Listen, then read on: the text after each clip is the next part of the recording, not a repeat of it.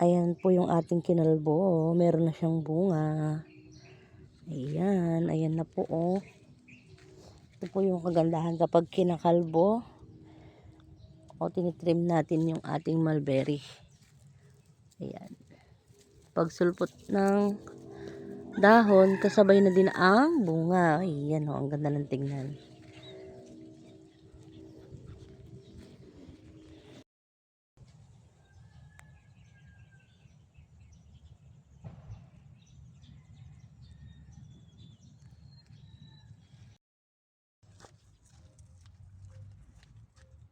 Daming bunga.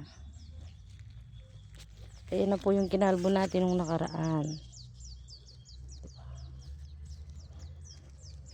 Ang lalaki ng bunga niya.